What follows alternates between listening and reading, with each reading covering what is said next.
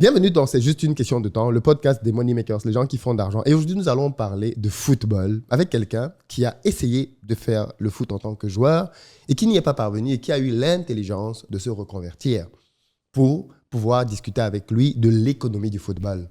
On va essayer de comprendre comment fonctionne cet univers, comment on gagne de l'argent dans le domaine du foot en Afrique et pourquoi est-ce que les pays africains sont à la traîne. Qu'est-ce qui explique que les pays africains ne soient toujours pas aujourd'hui capables de gagner une Coupe du Monde? Pourquoi les joueurs africains coûtent moins cher dans le monde entier?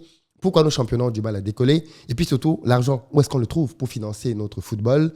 Tous ces sujets sont abordés. C'est un sujet assez passionnant pour tous et toutes celles d'entre vous qui, bien évidemment, voient derrière leur petit écran ce sport parce que vous allez peut-être un peu mieux comprendre comment fonctionne la machine. Quel est le rôle des agents de joueurs? Quel est le rôle des consultants? Quel est le rôle des sélectionneurs? Bref, on entre un peu dans la cour arrière du football africain et je suis très content parce qu'on a un invité aujourd'hui qui connaît vraiment cet univers, qui baigne dedans depuis beaucoup d'années en France, aujourd'hui en Afrique et qui bien évidemment va nous parler de manière totalement transparente. Et puis surtout, à la fin, nous discutons des opportunités qu'il y a dans ce secteur, où aller pour aller chercher de l'argent. Il a lui-même lancé plusieurs initiatives qui, j'en suis sûr, pourraient vous intéresser parce qu'elles peuvent être dupliquées dans d'autres milieux et dans d'autres pays. Bref, c'est un podcast très passionnant. On parle très concrètement d'argent, derrière un sport qui nous plaît pour beaucoup d'entre nous. Et puis, bien évidemment, on va essayer aussi de comprendre les carrières ratées. Pourquoi certains n'ont pas pu éclore? Qu'est-ce qui a fait que certains, alors même qu'ils avaient beaucoup de talent, ne soient pas parvenus à gagner beaucoup d'argent? Et puis, quel est le rôle de la place, de la famille africaine, qui peut être considérée parfois comme un élément perturbateur dans les carrières des joueurs? Tous ces sujets et d'autres sont abordés dans ce podcast. C'est juste une question de temps, spéciale édition foot. Donc, je vous attends dans les commentaires. Ça va être super, super chaud. Dites-moi ce que vous en pensez. Vous avez le droit, bien évidemment, de ne pas être d'accord avec moi. C'est un numéro très intéressant. D'ailleurs, pour tous ceux d'entre vous qui arrivent très prochainement à Abidjan, dans le cadre de la CAN, vous savez que vous pouvez nous contacter.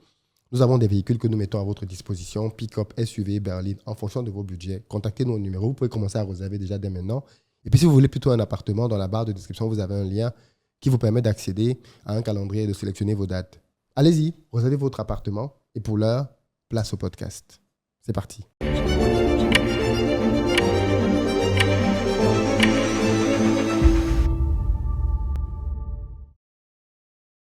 Bonjour Yves Sawadogo. Bonjour Philippe. Merci beaucoup d'avoir accepté de venir sur notre podcast pour parler d'argent. Est-ce que tu veux juste commencer par te présenter pour ceux et celles qui ne te connaissent pas encore?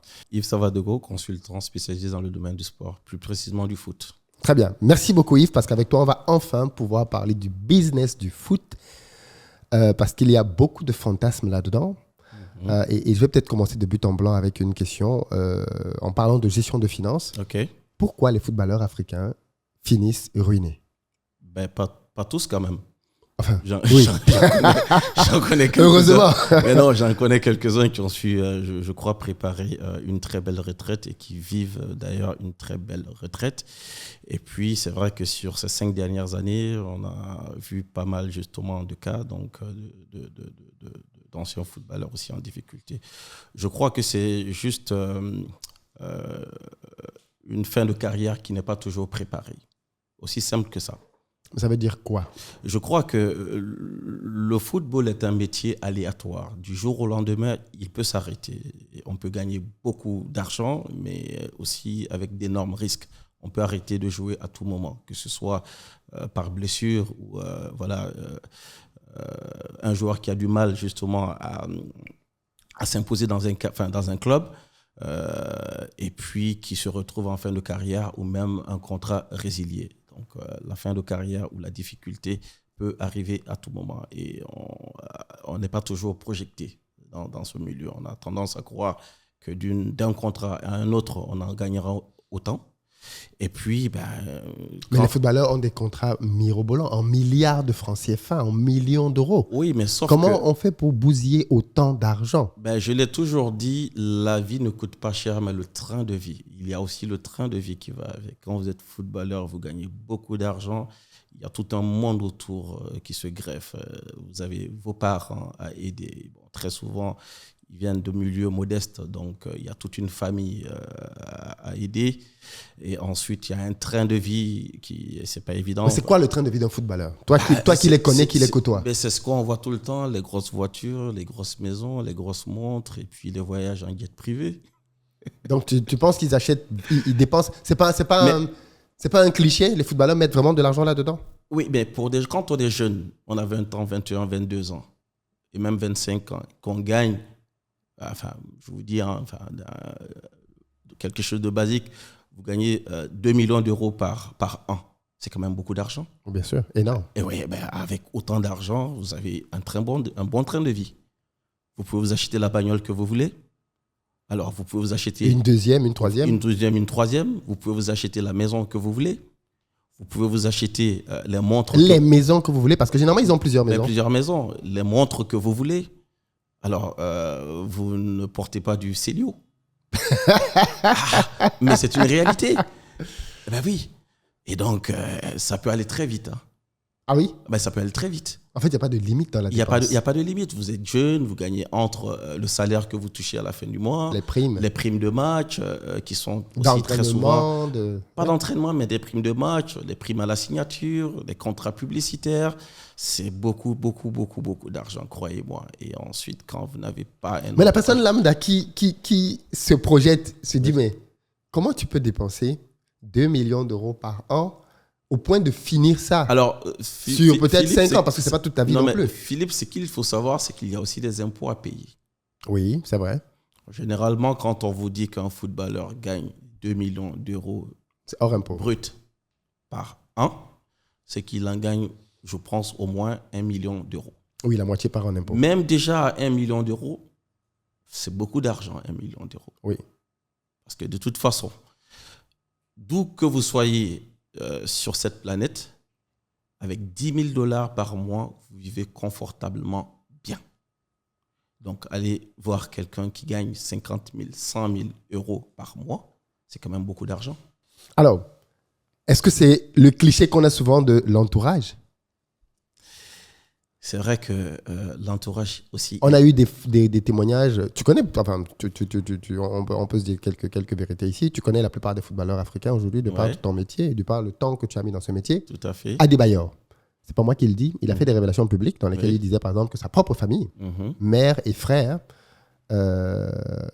lui ont causé tous les torts du monde, ont même attenté à sa vie à cause de l'argent qu'il gagnait. Est-ce que c'est donc une question de famille? Écoute, dans l'environnement africain. Oui, c'est vrai que souvent, dans l'environnement africain, c'est très difficile les liens avec les familles. Vous avez souvent des frères ou des oncles qui veulent vivre la vie du footballeur. C'est très compliqué. Donc, et encore, ce qui est encore beaucoup plus grave, c'est qu'ici, sous nos tropiques, et dans nos mentalités, dès qu'on parle de foot, tout de suite, on voit que de l'argent. Et pourtant, tous les footballeurs ne sont pas logés à la même enseigne.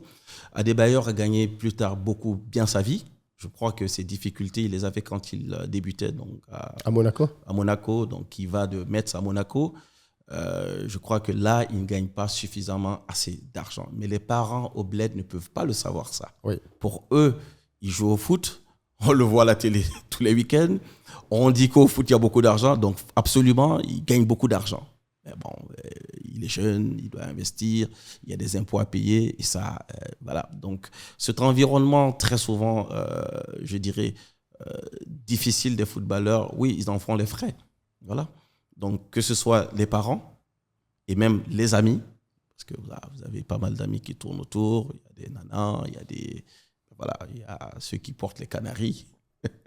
Donc, c'est pas toujours évident de gérer l'entourage, d'avoir un entourage aussi sain.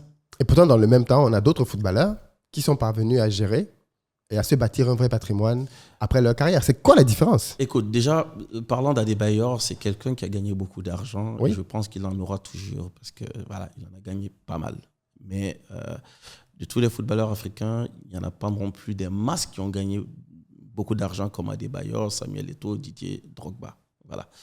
Et donc, pour ceux qui arrivent à gérer très jeune leur carrière, tu verras que c'est parce qu'ils ont toujours soit un très bon agent derrière, donc, qui a fini par, je dirais, développer des liens fraternels avec le joueur et en complicité avec la famille du joueur. Parce que c'est très difficile entre la famille du joueur, ses amis et son agent.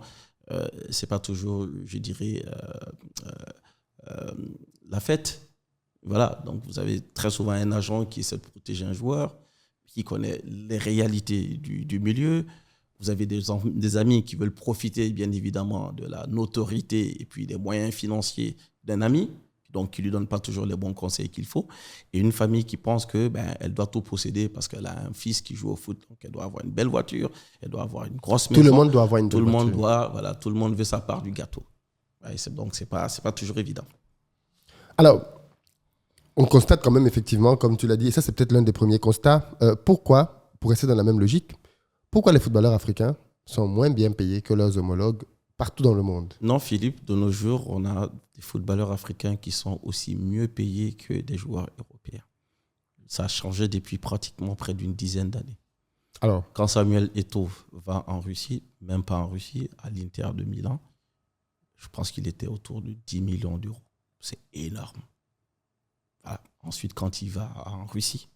Oui, mais là tu nous cites. Non, à l'époque, Samuel Eto'o, c'était le footballeur africain le plus prestigieux au monde. Oui, ou Didier Drogba. Mais, moi, quand je te parle de ça, je te parle des petits jeunes qu'on achète en Afrique à 1 million d'euros, maximum 2 millions. Et le même jeune au Brésil, 20, 30, 40, 50 millions d'euros. Oui, parce que il faut juste aller en France, à Saint-Denis, vous trouverez Campos, un ami qui s'occupe de pas mal de jeunes africains qui arrivent en Europe pour faire du foot et qui ont du mal justement à passer un cap et qui se retrouvent chez Campos à Saint-Denis.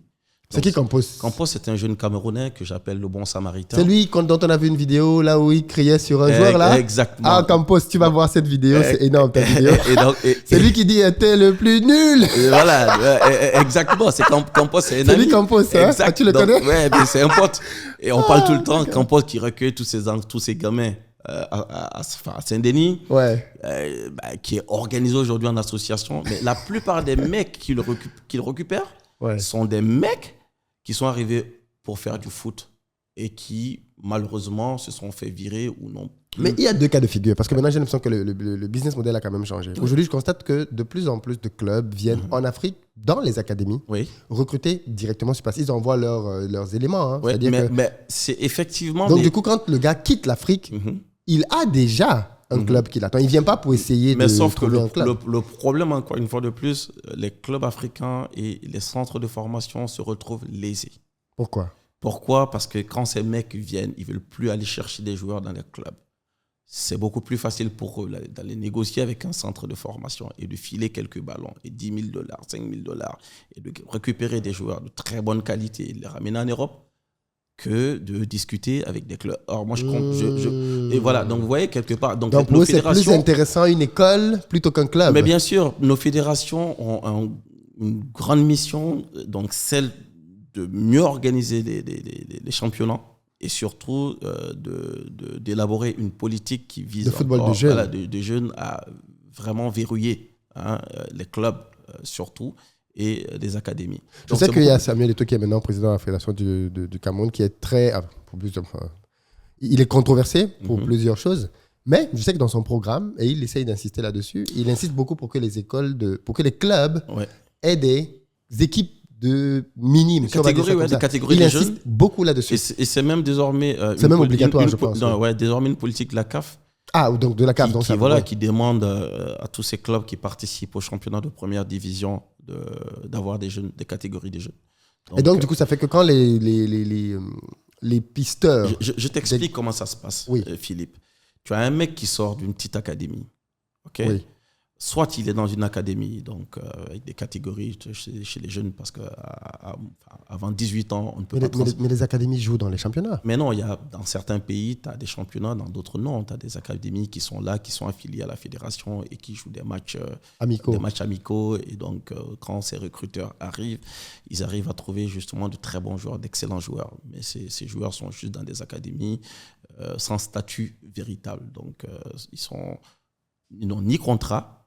Voilà, dans l'académie. Oui, pas de contrat de formation. Alors, les licences, c'est sur 1 an. Alors, quand on te prend un joueur comme ça qui arrive en fin de licence, donc en fin de saison, vous récupérez un très bon gamin qui a 17 ans, 18 ans, après, tu négocies avec le club et très souvent, il n'y a pas de négociation. On leur fait comprendre qu'il faut Il faut lâcher le joueur, il faut le laisser partir.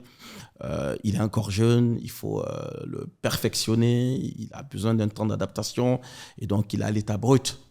On se donne, nous, quelques années pour en faire un véritable champion. Mais donc, on n'a pas d'argent à vous payer. Ou quand le joueur est très sollicité, ou quand il y a plusieurs regards sur le gamin, on dit, bon, OK, on te donne 10 000, 15 000 dollars et quelques ballons et on ramène le gamin en Europe. Et ça peut aller très vite. Donc, ce même joueur, s'il est réellement bon, parce qu'il y en a qui sont vraiment très doués, ils n'ont pas de talent, mais ils sont très doués, en si peu de temps, on peut gravir des échelons, passer de la réserve à l'équipe première. Et puis, il y a de l'argent à payer, mais des pourcentages souvent à reverser au club formateur. Mais c'est un mécanisme qui est quand même assez complexe. Donc, j'ai vu pas mal de clubs ici, formateurs, perdre beaucoup d'argent parce que vous avez des... Prenons un cas de figure simple. Je ne sais pas si tu le connais, Carlos Baleba. C'est un jeune milieu de terrain camerounais qui jouait pour Lille, je pense, et qui est arrivé l'année dernière du Cameroun. OK. Il est arrivé l'année dernière, pareil, de l'école des brasseries du Cameroun, l'école qui a formé Samuel Eto'o, Rigobert Song et tout ça. Donc, il arrive pour jouer à Lille. D'abord, comme d'habitude, en équipe réserve, mais en fait, très rapidement, en équipe première. Et je crois qu'il a fait 19 apparitions en Ligue 1 l'année dernière et il a ébloui les gens par son talent. Cette année, Lille le vend à Brighton 30 millions d'euros. Ben oui, c'était le cas. On ne va pas nous faire croire que c'est à Lille qu'il a appris le foot. Mais non, parce que chez nous, en Afrique, d'ailleurs, sur le prochain numéro du magazine Afrique Match, on a un article Afrique Terre de Foot, mais on a des phénomènes en Afrique. Il y a peut-être ce joueur, mais il y a également Dango. Dango Ouattara, je pense, un joueur burkinabé qui arrive à Lorient pour 0 centime. OK ? 2 saisons après, 27 millions d'euros il a coûté pour l'Angleterre en l'espace d'un an et demi. Vous avez également ici en Côte d'Ivoire le jeune David Datro, qui était en Côte d'Ivoire dans un club de 3e division, qui part en Norvège. Donc, en l'espace de 2 saisons, il passe en réalité de la 3e division ivoirienne, OK, à Chelsea. Non. Ouais, en transitant juste par un club norvégien. Donc, d'entrée, quand il arrive, au début, il a eu des débuts difficiles parce qu'il fait froid, les conditions climatiques, il faut s'adapter. Et puis, quand il a retrouvé ses marques, c'était Chelsea. C'était un phénomène. Et tout de suite, il signe à Chelsea. Donc, ce qui veut dire que le potentiel africain, il est bien là, il est bien présent. Maintenant, ce que je vois tous les jours, parce que je ne fais que ça, rencontrer des centres de formation, des clubs, leur expliquer comment ils doivent s'organiser. Ils n'ont pas de véritable politique pour contrôler les joueurs. Je leur dis, formez les joueurs et cédez-les aux équipes de première division qui peuvent les valoriser à travers la compétition. Vous avez, il faut de la stratégie, en fait. Oui, parce que s'il part de première division, on peut payer 1 million, 2 millions d'euros. Mais non, vous formez un joueur, il arrive à 17 ans, 18 ans, il est bon. Qu'est-ce que vous faites ? Il a besoin de continuer à progresser par la compétition et donc vous le prêtez, vous le cédez. Parce que, en fonction des statuts, vous le cédez à un club de première division, de 2e division, OK, tout en négociant un pourcentage à la revente. Oui. Pour moi, c'est une politique qui permet au club de retrouver justement ou de récupérer leurs billes. Alors, vous cédez un joueur, vous partez d'une petite académie, vous cédez votre joueur à un club de première division et le joueur est convoité et ce club arrive à le transférer pour 1 million d'euros, vous avez la possibilité de négocier je pense, entre 30%, 40%, voire 50%. Donc, vous gagnez de l'argent. Parce qu'il faut aujourd'hui pouvoir récupérer des joueurs qui ont un véritable statut. Même au niveau des transferts, il faut pouvoir récupérer des joueurs qui sont licenciés, qui ont un contrat. Vous avez des indemnités de formation à payer qui reviennent de plein droit au club. Mais dès lors que le joueur signe son premier contrat professionnel en Afrique ici, donc il part d'une académie et signe son premier contrat professionnel en Afrique ici, il est considéré comme professionnel. Donc quand il y a un transfert, c'est des indemnités de solidarité que son club formateur touche, qui sont très souvent très faibles. Très faibles, oui. Donc stratégiquement, il serait bien de demander Mais tout ce qu'on dit, il faut de bons agents de joueurs. Parce que les clubs, ils ne s'y connaissent pas sur des questions administratives et puis juridiques. Ils ont besoin, et c'est pour ça que j'encourage vraiment les fédérations à trouver une bonne politique de valorisation, surtout de la profession d'agent de joueur. Parce que en Afrique, on a toujours tendance à entendre les agents de joueurs sont des voleurs, les agents de joueurs sont des esclavagistes. Les agents font ce qu'ils peuvent pour sortir ces gamins. Ça doit être pour moi, pour les clubs surtout, je crois, un moyen de se sécuriser qu'en ayant de bons agents, surtout. Des gens qui sont bien aguerris, qui ont bien compris le mécanisme. Mais de l'autre côté, il y a un double combat là-dedans. Oui. Beaucoup de techniciens dans le foot disent que pour que le football africain se développe, il faut qu'on ait de bons championnats. Que le championnat est la base du développement du foot. Oui. Et donc, si tu n'as pas un bon championnat, c'est un championnat compétitif. Tu ne vas pas avoir un bon réservoir pour l'équipe nationale. Parce que ce que je constate quand même, aujourd'hui, il faut se dire quelques vérités, nos pays africains, moi je trouve qu'on triche beaucoup. C'est-à-dire qu'on ne travaille plus, on ne fait plus le travail de fond. Ça s'explique. Hein. On n'a pas d'argent. OK, on n'a pas d'argent de la FIFA. La FIFA donne de l'argent. Oui, mais c'est pas suffisant. C'est pas suffisant. Mais qu'est-ce qu'on fait déjà avec ça? Oui, mais vous voyez, avec l'argent de la FIFA, vous avez la sélection, vous avez l'équipe nationale, vous avez un championnat. Alors moi personnellement, le constat que je fais, c'est au niveau de la gouvernance. Oui, de l'argent qu'on a de la FIFA. Même pas, c'est pas suffisant. La manne financière dont disposent les fédérations, OK. Le premier pourvoyeur, c'est la FIFA. Oui, mais sauf que sponsors, la FIFA ne couvre pas le budget complet d'une fédération. La FIFA apporte une aide. Je crois qu'il faut simplement que les politiques s'investissent beaucoup plus dans le foot. L'argent doit venir de quelque part. Aujourd'hui, les entreprises ne communiquent pas assez. La FIFA, elle est riche parce qu'elle a pas mal de partenaires, pas mal de sponsors. Elle organise de grandes compétitions. Donc, vous avez la Coupe du Monde, le championnat d'Europe. Ça, c'est l'UEFA, je pense, le championnat d'Europe. Mais la FIFA, elle est riche parce qu'elle a la Coupe du Monde et tous ses annonceurs. Chez nous, en Afrique, la priorité, ce n'est pas le foot. La priorité pour nos politiques, c'est l'éducation, c'est la sécurité, c'est l'éducation, c'est la santé. La santé, l'éducation, la sécurité. Donc, partant de ce principe, si les gouvernants ne mettent pas suffisamment d'argent sur la table, on ne peut rien faire. Vous demandez à un président de club comment il arrive à financer son club. C'est du mécénat. Ah oui? Il met son argent, il sort de l'argent de sa poche. C'est du mécénat. Et ensuite, vous avez un accompagnement de la fédération aussi, mais sur des montants qui souvent ne représentent même pas 30% du budget du club. Alors, comment on gagne de l'argent au foot? Je reste profondément convaincu qu'en Afrique, il serait bien que les politiques s'investissent beaucoup plus. Et je crois que la meilleure façon de développer le foot en Afrique, il faut une véritable volonté politique. Alors, quand je dis les politiques doivent s'impliquer beaucoup plus, ce n'est pas forcément nécessairement prendre l'argent du contribuable et le remettre au club, à la fédération. Oui, il faut clarifier parce que... Mais c'est aussi mener une politique qui vise surtout à mobiliser des entreprises localement en place, à apporter justement un soutien au développement du foot. Voilà. Ok.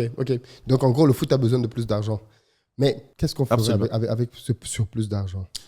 Ce n'est pas un surplus. Il n'y en a pas. Non, mais je dis par rapport à ce qu'ils ont déjà aujourd'hui. Non, ils n'en ont pas beaucoup. Oui, mais ok. Alors, le problème qu'on a... Ici, en Côte d'Ivoire, par exemple, tu estimes que les clubs n'ont pas assez d'argent? Mais les clubs n'ont pas suffisamment d'argent. Ah ben oui, les clubs n'ont pas suffisamment. Vous avez la fédération qui fait l'effort d'apporter une subvention non négligeable au club. Mais aujourd'hui, vous prenez le budget d'un club, c'est entre 200, 250 millions, 300 millions et voire même 400 millions.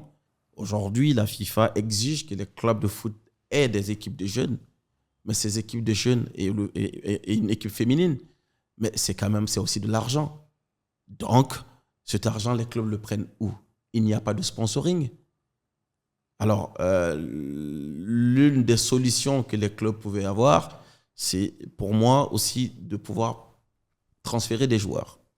Oui, donc gagner de l'argent en transfert. Mais bon, transférer un joueur, ça c'est un métier. Sauf qu'aujourd'hui, les agents ont malheureusement, aux yeux des présidents de clubs, très mauvaise presse. C'est peut-être une erreur, mais je reste convaincu qu'aujourd'hui, on peut bâtir un modèle économique autour de transferts si il y a un véritable savoir-faire.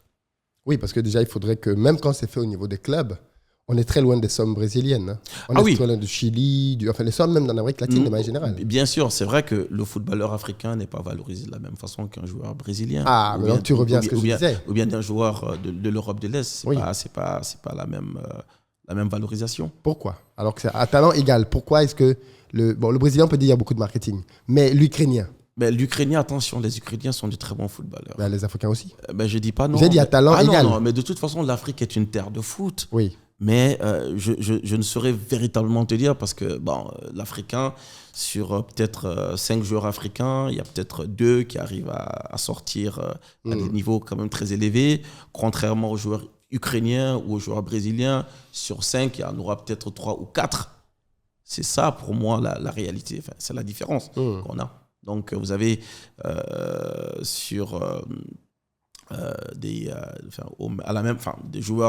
des joueurs qui ont la même valeur, vous avez cette petite différence en fonction de l'implication, de l'intégration qui est très souvent plus difficile chez les footballeurs que chez les joueurs de l'Europe de l'Est ou des Brésiliens.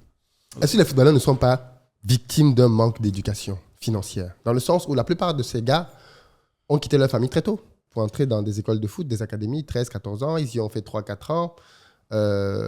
Certains n'ont même pas terminé leurs études et ensuite ils se retrouvent avec beaucoup d'argent. On ne leur a jamais appris à le gérer. Est-ce que c'est pas aussi ça? Victime d'un manque d'éducation financière, peut-être, mais surtout victime peut-être de conseillers de qualité. Voilà, on peut peut-être ne pas avoir, on peut ne pas être instruit, on peut ne pas être diplômé quand on est footballeur de haut niveau. Mais quand on a un bon entourage, un agent et une famille, très souvent l'agent peut aider également la famille à la canaliser, à faire comprendre justement l'importance d'une discipline financière à imposer. Et je dirais plutôt, nos joueurs sont très souvent victimes de mauvais conseillers surtout. Ok, c'est vraiment la base. C'est pas toujours aussi facile avec eux. Hein. Voilà, c'est pas toujours aussi facile parce que bon. Quelle est la place des mauvais mariages dans tout ça? Des mauvais mariages. Oui. On dit que beaucoup de footballeurs sont ruinés par des divorces. Quand vous êtes jeune et que vous gagnez beaucoup d'argent, vous attirez pas mal de femmes. Et de toutes ces femmes qui tournent autour de vous, c'est difficile de savoir celle qui est là réellement pour vous ou qui veut ou pour votre notoriété et puis pour votre argent. Oui. Voilà, qu'après on est jeune, on est euphorique et c'est pas toujours, on n'a pas toujours cette maturité de savoir faire la part des choses dans nos choix. Donc tu insistes vraiment sur la place de conseiller. Ah oui, moi je le dis tout le temps, c'est un très bon footballeur qui n'est pas bien conseillé, un excellent footballeur doué qui n'est pas bien conseillé fait une mauvaise carrière. C'est clair. On a des exemples? Je ne sais pas si vous avez vu ce documentaire de ce petit Malien, ce jeune Malien qui a été formé n'allons pas loin, quand je vois le potentiel de Ben Arfa. Oui. La qualité footballeur que Ben Arfa a. Je vois comment il termine sa carrière. J'ai un gros pincement au cœur. Oui, absolument. Je connais un peu l'histoire de Benzema parce qu'il a grandi à Châtenay-Malabry. Donc, j'ai des potes qui sont également à Châtenay-Malabry qui m'ont expliqué plein d'histoires comme ça. Je trouvais ça quand même assez incroyable. Voilà. Et ensuite, il y a Gara, je pense, Gara Dembélé, ce joueur malien qui avait été formé à Auxerre, dont on parlait du plus grand bien, et puis qui était assez turbulent, on n'a jamais su le canaliser et qui est passé à côté d'une très belle carrière. Des cas comme ça, je pense qu'il y en a beaucoup. Des joueurs très talentueux, très doués, mais qui n'ont jamais su se canaliser. Donc, qu'est-ce qui permet de réussir dans le foot alors? Parce qu'apparemment, ce n'est pas que le talent. Ils n'ont pas que le talent. Il faut certes beaucoup de talent, mais il faut aussi un entourage sain. Un entourage sain, c'est ce conseiller qui sait vous parler, ce conseiller qui s'investit au-delà de sa profession d'agent, qui sait parler à la famille, qui sait créer un climat favorable, qui sait parler également avec l'épouse, qui sait gérer pas mal de choses autour de vous. Je reste convaincu, profondément convaincu, que l'entourage joue, la qualité du conseiller joue un rôle important dans l'équilibre d'un joueur. Le fait que les pays africains aient eu recours de plus en plus systématiquement aux binationaux n'est-il pas une preuve de l'échec de formation en Afrique et de la capacité de l'Afrique à créer ses propres champions? Du coup, est-ce que l'Afrique peut gagner une Coupe du Monde quand elle prend des seconds couteaux en Europe? Des seconds couteaux, c'est-à-dire? Des gens qui n'avaient pas le niveau pour jouer pour les sélections de base mais européennes. On voit aujourd'hui pas mal de binationaux revenir quand même relever considérablement. Ce qui prouve que le niveau était peut-être déjà trop bas. Non, parce que quand vous avez des bons joueurs qui sont en Europe, oui, et que chez vous, dans la sélection, vous n'en avez pas, au même poste, vous avez peut-être plus de choix de prendre quelqu'un. Un exemple. Vous avez votre sélection, ok, et au poste de défenseur central, vous avez un très bon joueur. Sauf qu'en Europe, vous en trouvez un encore meilleur, mais qui est né en Europe, qui a grandi en Europe et qui joue dans un très bon club. Qu'est-ce que vous faites? Le choix ne s'oppose. Donc on en revient à la même chose. Oui. Ça veut donc dire que si ce sont les choix qu'on fait systématiquement, on doit se questionner, puisque ça veut dire que notre système ne parvient plus à produire des gens compétitifs à l'international. Peut-être qu'ils sont bons à l'échelle nationale, mais ils ne sont pas compétitifs à l'international. Non. On trouve beaucoup de joueurs compétitifs. Peut-être qu'il y a, encore une fois de plus, une politique. Mais si tu as des gars qui sont compétitifs chez toi, pourquoi tu vas prendre un binational? Non, j'arrive. Je vais pouvoir... Qui bien souvent ne connaît même pas le pays, qui n'a aucun intérêt pour le pays, qui vient juste oui, mais là ça parce reste qu'il... ça reste quand même quelqu'un de sélectionnable. Oui, donc, mais on le sélectionne par défaut parce que... Non, pas toujours par défaut. Certains ne savent même pas chanter l'hymne national. Pas toujours par défaut, mais je ne pense pas que ce soit... Pas tous, hein, pas tous. Je ne pense pas que ce soit qui soit vraiment le plus important. Non, si. Parce que je me dis, comment tu veux gagner une Coupe du Monde? Prenons le Cameroun. Oui. J'ai vu lors du mondial ce défenseur central de Christopher Wu. Oui, très bon. Je crois que c'est l'avenir du Cameroun. Tout à fait. Alors, il a sa place ou pas? Si on suit mon raisonnement, oui. La présence, je trouve que ce défenseur est magnifique. Hein. Je suis le premier à dire qu'il doit être titulaire. Mais voilà. Mais, non, attention. Le fait que Christopher Wu soit titulaire à l'équipe du Cameroun en défense, okay. alors même qu'il a grandi en France, qu'il a été formé en France et qu'il il était éligible pour jouer avec la France, pour moi, prouve qu'il y a un problème dans le système de formation camerounais. Oui, mais comme je te l'ai dit... C'est ce que ça prouve. Je ne dis pas que Christopher Wu ne doit pas être appelé. Mais le fait qu'on l'appelle... Et encore, moi, quel est mon point? Mon point n'est pas de dire que si dans l'équipe nationale du Cameroun, tu n'avais que Christopher Wu, je comprendrais. C'est-à-dire que tu n'as qu'un seul gars qui vient te renforcer. Des pays comme le Cameroun... Et encore, le Cameroun, c'est l'un des pays qui a un énorme vivier. Bien sûr, c'est une machine. Tu as des pays comme le Cameroun, tu as des pays comme... Mais prends les autres pays. Oui. Qui ont peut-être moins de binationaux que le Cameroun. Mais comme je t'ai dit, Philippe, il faut que tu saches que le foot, c'est le sport que nous tous, que tout le monde aime. Oui. Mais en même temps... Oui, mais nous, on ne veut plus qu'aimer, on veut aussi gagner. Oui, mais pour gagner, il faut de l'argent. Là, il faut une vraie volonté politique. Donc, tu penses que c'est l'argent qui fait gagner au foot? Mais bien sûr, il faut de l'argent pour les Le PSG a beaucoup d'argent, il ne gagne pas. Non, mais tu t'imagines, il y a encore 3 ans, sur, je sais pas moi, 54 pays donc affiliés à la CAF. CAF, oui. Tu avais pratiquement plus de 20 et quelques pays, 26 pays dont les stades étaient suspendus.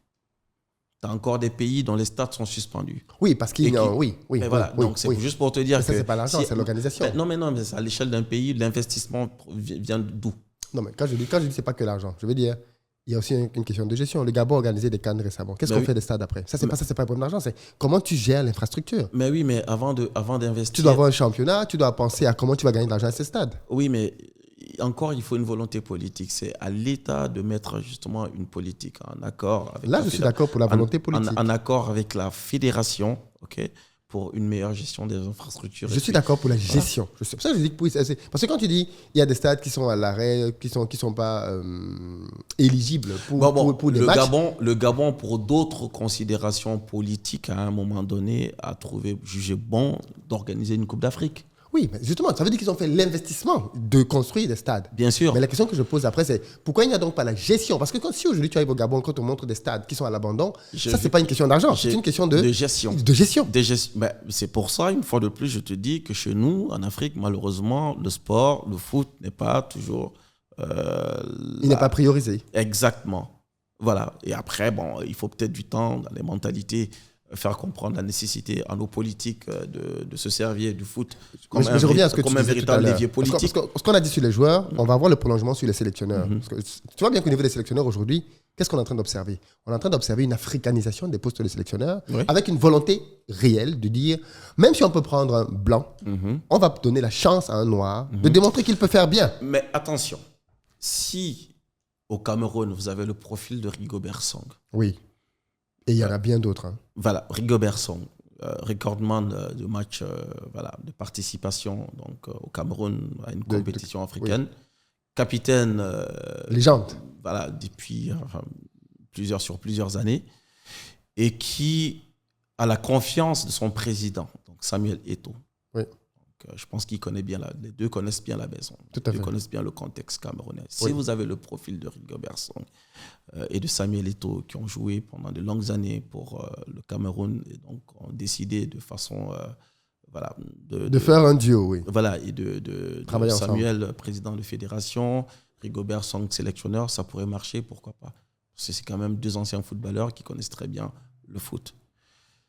Mais tous les pays n'ont pas le profil de la plupart des pays aujourd'hui la plupart des pays africains ont des anciens internationaux oui, mais qui sont pas formés en plus. Non, oui, pas forcément, parce que... Donne-moi un exemple. Un exemple. La Côte d'Ivoire. Bon, en Côte d'Ivoire... Il y a un sélectionneur français. Oui, il y a un sélectionneur français. Est-ce qu'il n'y a pas d'anciens joueurs ivoiriens qui... Oui, mais est-ce qu'ils sont pour l'instant prêts? Il y a Kolo Touré qui pousse derrière. Par exemple. Okay, et qui pourrait bien venir. Par exemple. Voilà, après, il y a Yaya Touré qui arrive aussi. Par exemple. Qui passe ses diplômes d'entraîneur, qui est même entraîneur adjoint au Standard de Liège. Oui, déjà. Mais il n'y a pas que les deux. Oui. Il y a également, je pense, mais dans un futur proche, je crois qu'on pourrait trouver...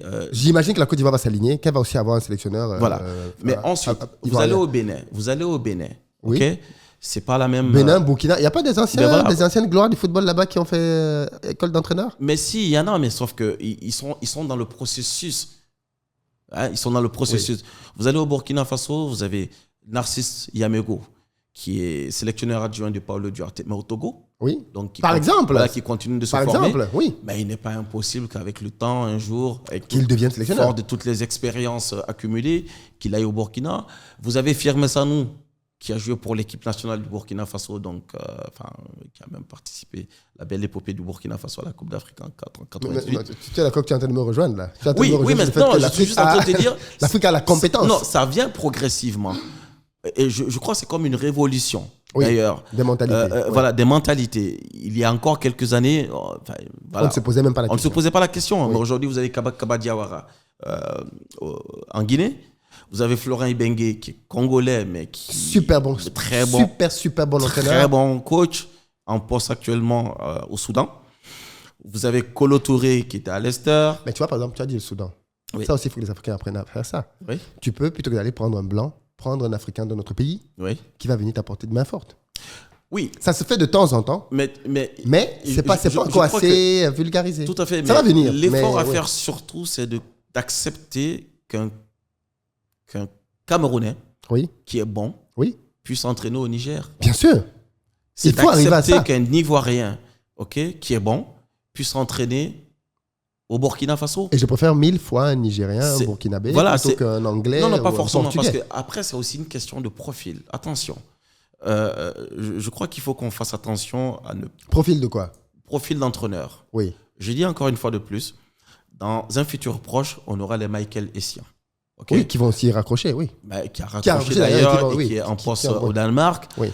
Il y a pas mal d'entraîneurs, d'anciens footballeurs aujourd'hui qui sont en formation. En formation. Oui. En fait, tu as raison. Il y a un boom, exactement. Oui. Voilà. Mais il va y avoir du choix. Entre-temps, il va y avoir du choix. Mais entre-temps, si on a des Européens qui sont aussi compétents, parce que moi, cette question, je m'en méfie. Mais qui est compétent parmi les Européens? Parce que là, on peut se poser la question même. Alors, toi, tu es un professionnel du foot. Je m'en méfie un peu. Quel Européen compétent vient travailler en Afrique? La plupart ne viennent pas ici. Mais si, du coup, on se retrouve avec des bras cassés. Le Cameroun a remporté la Coupe d'Afrique avec Hugo Broos. Non, mais attends. Oui. Hervé Renard a gagné la Coupe. Hervé Renard gagne la Coupe d'Afrique. Hervé Renard gagne la Coupe d'Afrique avec la Côte d'Ivoire en 2015. Hervé Renard, c'est l'Afrique qui l'a fait. Oui, mais sauf que c'est un entraîneur européen. Oui, mais ça veut dire avant de venir en Côte d'Ivoire, personne ne le connaissait. Oui, mais sauf qu'il fait ses affaires, il fait ses armes certes en Afrique. Tout comme Claude Leroy, c'est l'Afrique qui a fait ses entraîneurs. Oui, mais n'empêche qu'ils sont quand même européens. Oui. Philippe. Non, mais c'est ce que je dis, c'est-à-dire que si aujourd'hui, c'est des Européens africanisés, ça reste quand même des Européens. On est d'accord. Alors la question, est-ce que... Non, je vais dire quoi? Ce que je veux dire par là, c'est que, tu vois, c'est un très bon cas. C'est-à-dire que, je ne sais pas qui disait ça, il disait que, le problème, c'est que, c'était Joseph-Antoine Bell. Okay. Voilà un autre. Voilà. Joseph-Antoine Bell disait que le problème qu'on a en Afrique, c'est que quand un Européen échoue à la tête d'une sélection africaine, c'est un échec personnel. Okay. On dit, lui, il n'était pas bon, il faut le remplacer. Quand un Africain, un Noir, échoue à la tête d'une sélection, on dit, on vous avait dit non, qu'il ne fallait pas prendre le Noir. Donc, c'est collectif. Non, parce qu'il y a peut-être encore beaucoup d'efforts à faire au niveau des dirigeants. Voilà, je te donne juste. Et c'est pour ça que c'est bien que ces footballeurs-là commencent à diriger eux-mêmes. Ah non, mais je suis entièrement d'accord. C'est-à-dire que quand je regarde aujourd'hui, heureusement qu'ils commencent à se former. Oui. Heureusement qu'ils ont... il y a Patrick Mboma qui a passé ses diplômes d'entraîneur. Il faut qu'on lui donne. Mais voilà. Et surtout, même si ces gens ne viennent pas entraîner des sélections, vous avez des grands clubs en Afrique. Moi, je rêve aussi de les voir entraîner. Parce qu'ils vont élever le niveau. Mais je rêve de voir Michael Essien, peut-être dans un futur proche, entraîner le Al-Ali national d'Égypte. Tout à fait. Je rêve de voir Aliou Cissé, si demain il n'est pas au Sénégal, qu'il puisse signer au Burkina, au Togo, au Mali, je ne sais pas moi. Enfin, je donne un exemple comme ça. Qu'il aille jouer, en tout cas. Oui, entraîner. Donc, il y a une prise de conscience. Okay, elle est progressive. Regarde. Pourquoi est-ce que je dis qu'il y a un vrai travail de fond? Les sélectionneurs dont on a parlé, Claude Leroy, Hervé Renard, tous les sorciers blancs, bien souvent, quand ils sont venus entraîner en Afrique, au départ, ils n'avaient pas de CV. Oui. On leur a fait confiance. Oui. Mais quand ce sont des Africains, on commence à te dire, il a entraîné où? Les choses ont évolué aussi, Philippe. Oui. Tu prends Claude Leroy, son sacre... À l'époque, 88, 84 même. Son sacre avec le Cameroun date de 88. Oui, mais à l'époque, personne ne le connaissait. À cette époque, on n'a même pas beaucoup de footballeurs africains évoluant en Europe. Oui, mais je suis d'accord. Quelques années, combien d'années plus tard, on a vu pas mal d'athlètes, de footballeurs africains jouer dans les plus grands clubs européens. Oui. Bon, c'est tout nouveau ça, ce que je dis, ça ne date pas de 5 ans encore. Tous ces anciens footballeurs aujourd'hui qui se reconvertissent comme techniciens, pour certains, donc ils sont en attente de trouver un poste, pour d'autres, ils sont déjà... Et là aussi, est-ce qu'il n'y a pas une... Tu vois, parce que c'est très difficile quand même pour... Bon, on va parler du côté des entraîneurs, parce que je dois dire, c'est très difficile pour eux de trouver un poste en Europe aussi. Hein. Et pourtant, quand ils étaient joueurs, c'était plus simple. Oui, c'est vrai qu'on trouve très peu de techniciens en ligue, pas en second ou troisième. Africains en Europe. Et même un Didier Drogba, c'était difficile. Donc tu imagines si pour Didier Drogba, avec son carnet d'adresse... Je ne pense pas que Didier Drogba ait eu vraiment cette ambition de devenir entraîneur. Il n'a pas fait l'école, il s'est formé, non? Mais pas pour... je crois qu'il avait une proposition à une époque, je pense, pour revenir à Chelsea. Je crois que dans le staff de Chelsea, mais bon... Est-ce que ça ne restait pas honorifique? Mais je ne pense pas qu'il ait eu cette ambition. Mais mon véritable point, c'était les binationaux. Ça, c'est un vrai point. Parce que pour moi, ça traduit, comme je disais... Le problème des binationaux, il est simple. Oui. Si vous avez de très bons joueurs en Europe... Que vous n'avez pas formés. Et qui peuvent renforcer votre sélection. Tant ils ont la nationalité du pays, pour moi, il n'y a aucun problème. Mais regarde un pays comme l'Algérie. Tu as 11 joueurs au terrain, 10 binationaux. Oui, mais si les mecs sont bons et que les mecs jouent dans de très bons clubs et qu'ils sont titulaires dans leur club, contrairement à ceux qui sont localement en Je ne place. reproche rien aux binationaux. Je dis juste que est-ce que ça ne traduit pas un échec du système de Et formation? pourtant, figure-toi que l'Algérie fait partie, le championnat algérien fait partie au moins des 5 meilleurs championnats avec africains, avec pas mal d'argent. En Algérie, vous avez des joueurs qui touchent 10 000 euros, 15 000 euros par mois.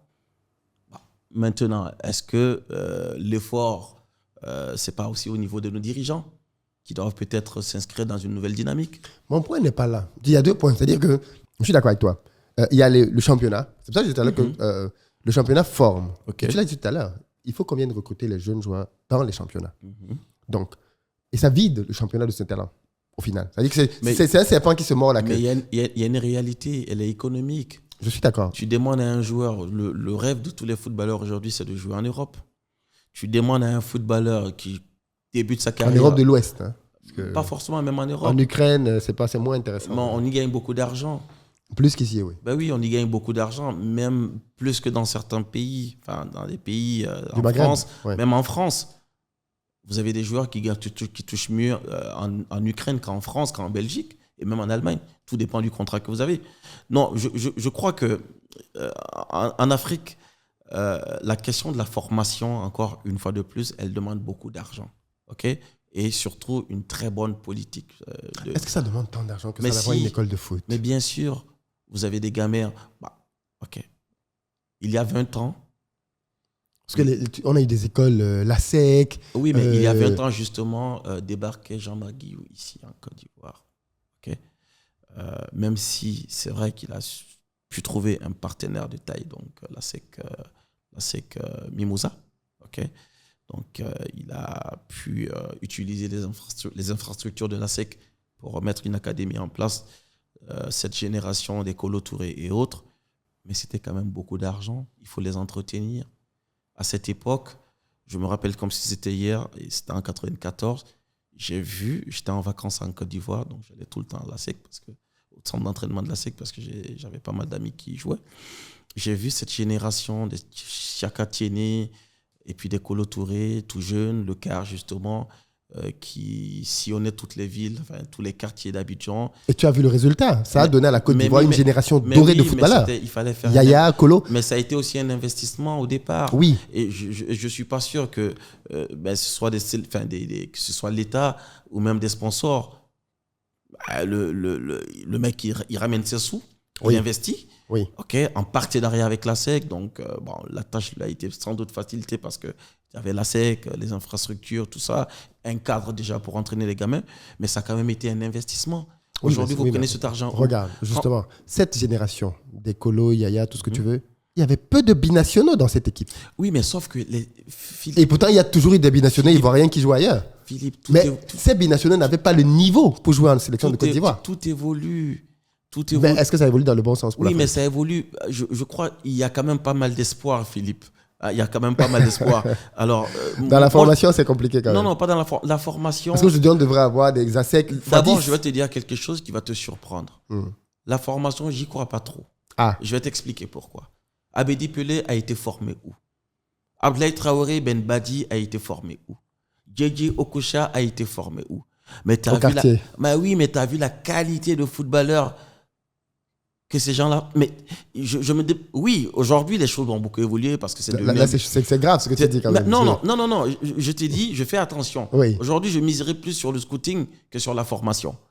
Ouais, il en faut peut-être, c'est un phénomène de mode que de dire il est issu de telle académie, les académies ont eu aussi peut-être leur contribution. Je ne dis pas non, parce qu'on voit autrefois, il y a 20 ans en arrière, le rêve d'un footballeur, ce n'était pas de devenir footballeur professionnel. Le rêve d'un jeune, c'était de devenir médecin, c'était pilote, mais ce n'était pas footballeur professionnel.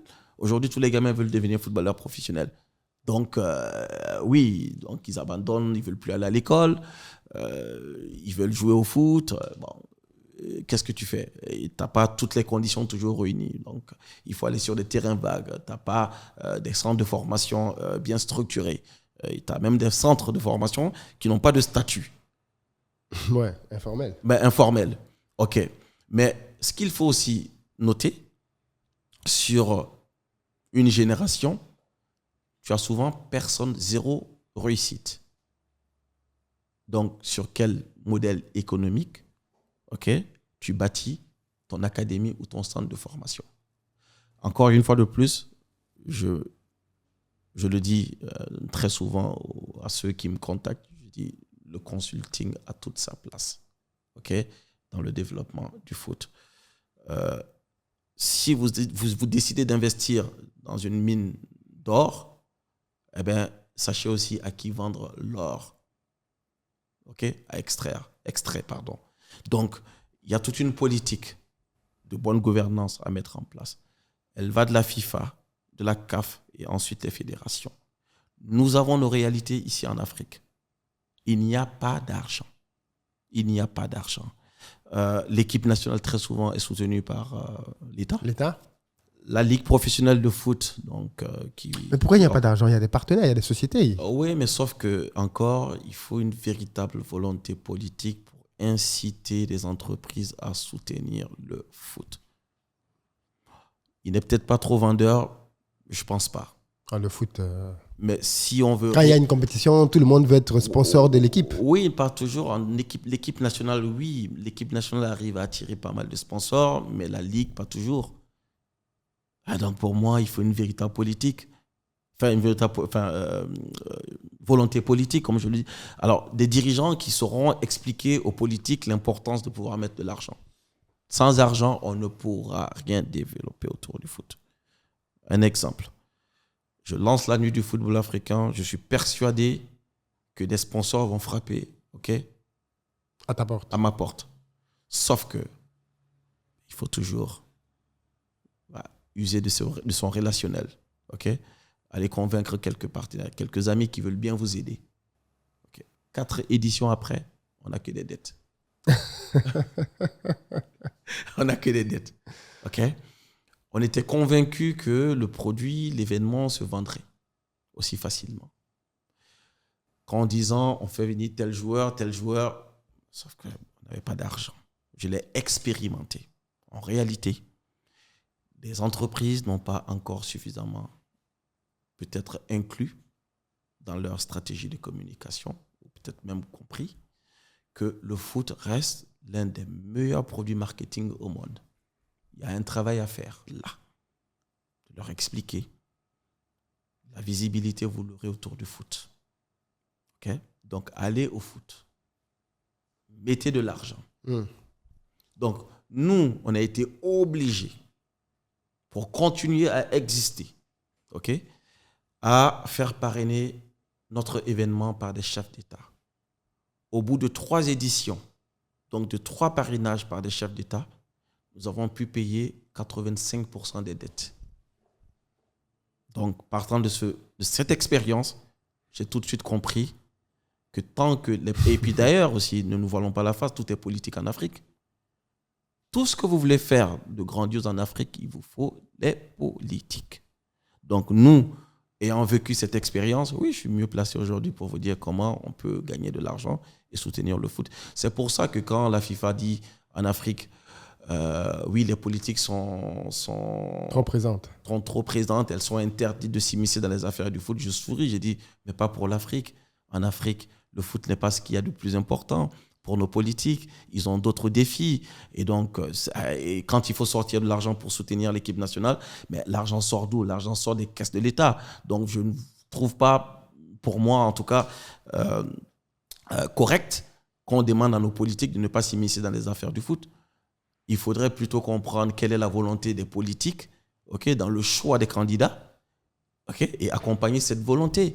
Parce que l'argent, vous le prenez où? Oui, c'est celui qui finance. C'est celui qui finance. Donc, je pense qu'il y a une réflexion véritable et profonde à mener justement sur ce point précis.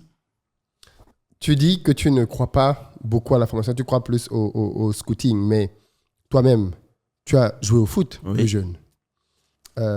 Et de ce que je sais de ton histoire, tu es allé en Europe et tu as eu du mal à t'intégrer dans un club de foot. Oui, oui, tout à fait, ouais. C'est pas parce que au quartier, en Afrique, tu étais un bon joueur. Pas mal. Donc, si un scout te voyait, il aurait dit, ça c'est une pépite. Honnêtement, je crois que mon parcours est différent de celui des autres. qui se font repérer très jeunes, qui intègrent des académies, ensuite des clubs et qui jouent soit le championnat des jeunes ou qui jouent même le championnat local ou qui sont sélectionnés en équipe nationale et qui partent. Moi, l'avantage que j'avais en partant en France, même si c'est vrai que je n'étais pas un mauvais footballeur au lycée, parce que bon, j'étais tout le temps à fond dans l'équipe du lycée, c'est que j'étais détenteur d'un passeport français. Ce qui me permettait de prendre mon avion, de débarquer en Europe et puis de trouver des clubs. Mais je me rappelle une année, j'ai été faire un essai à Beveren. À l'époque, à Beveren, c'était Jean-Marc Guillou. Il y avait la Yaya Touré, Yapi Yapo, encore une partie des académiciens. Et au bout de 2 séances d'entraînement, il m'avait dit « Tu respires le foot, mais je crois que tu n'es plus dans le processus parce que tous ces jeunes que tu vois là, qui jouent en première division belge, ils ont débuté très jeunes avec moi. J'ai eu le temps de les former. Okay? Et la plupart, ils ont entre 18, 19, 20 ans. Toi, tu arrives un peu plus âgé quand même. Donc, je pense que tu peux peut-être réussir dans le foot, mais pas forcément comme joueur. » Et ça avait créé le déclic.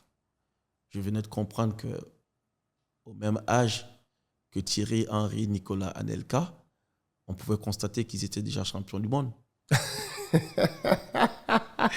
Voilà, là je venais de comprendre en réalité que je n'étais plus dans le processus, il fallait l'accepter. Et puis, comme c'est un milieu que j'ai toujours aimé, je me suis dit, écoute, il faut passer à autre chose. J'ai fait du foot à un niveau amateur. Ça a été une très belle expérience pour moi de jouer à Lons-le-Saunier dans le Jura. Donc, j'ai découvert la France. Tu as les profondeurs de la France. Dans le Jura, c'est des voyages nocturnes après des matchs. Giraud-le-Puy, à Sochaux. Vous allez jouer à 19h le soir, vous finissez, vous prenez le car, vous rentrez à 1h du matin. Donc, ça a été pour moi, une expérience aussi. J'ai connu sillonner la France. J'ai joué entre Lons-le-Saunier. J'ai fini à Chartres. C'est à Chartres que j'ai décidé d'arrêter. À Chartres, j'ai dit, bon, écoute, à un moment donné, il faut passer à autre chose. Donc, c'est juste pour te dire, moi qui pars en France, parce que je suis détenteur d'un passeport, mais je n'étais pas pour autant forcément dans des catégories de jeunes au Burkina Faso. J'étais un passionné qui jouait au foot comme ça, entre copains au quartier, qui avait peut-être pas mal de qualité et qui décide d'aller en France et faire du foot. Et contrairement à un jeune qui est repéré ici, ou qui est repéré à une Coupe d'Afrique des moins de 20 ans, des moins de 18 ans, qui frappe à l'œil d'un ou de plusieurs clubs et qui décide de le faire venir. Donc, il a la chance d'arriver tout de suite et d'intégrer une équipe professionnelle. Et moi, ce n'était pas une équipe professionnelle, c'était des équipes amateurs. Même si on pouvait jouer dans des championnats avec pas mal de réserves professionnelles, mais je n'étais pas dans un circuit professionnel, j'étais dans le monde amateur. Voilà.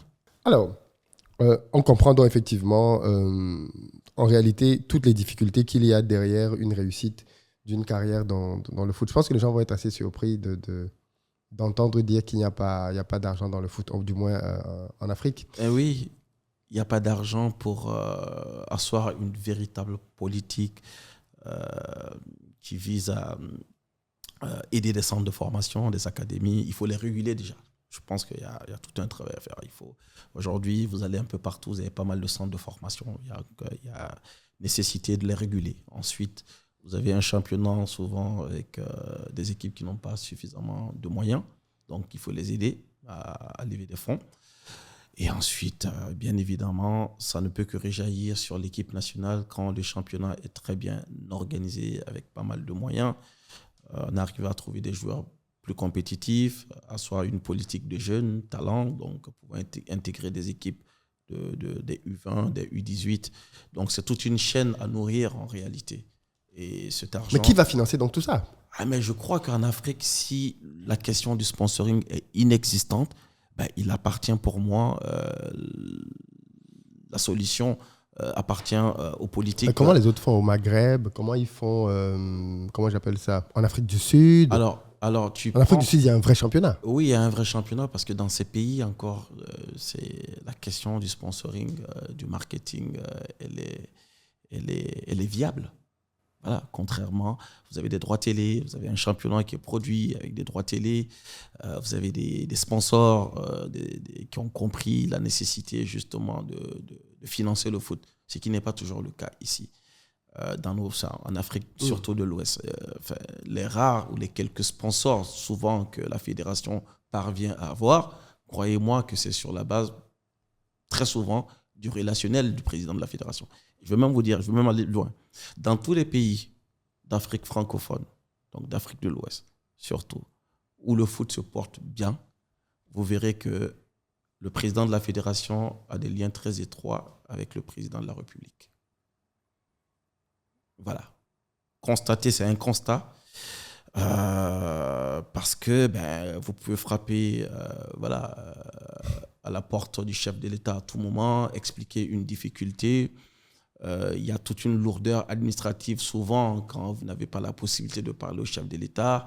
Et très souvent, vous verrez qu'il y a une guéguerre aussi entre les ministres des Sports et les présidents de fédération. Les choses ne sont pas toujours aussi fluides. Ensuite, le budget, le ministre des Finances, qui devrait pouvoir valider justement un état financier pour la sélection qui doit se rendre en Europe pour une tournée. Et souvent, il y a pas mal de blocages. Et donc, un président de fédération qui a la possibilité de prendre son téléphone et de parler directement au chef de l'État, il aura moins de problèmes. Alors, donc, j'ai compris. Et donc, d'où, d'ailleurs, mon insistance de dire que pour développer le football sous nos tropiques, il faut une volonté politique, une réelle implication politique.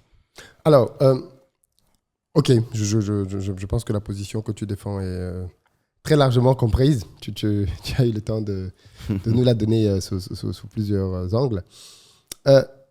Quelqu'un qui nous regarde maintenant et qui veut gagner de l'argent dans le foot.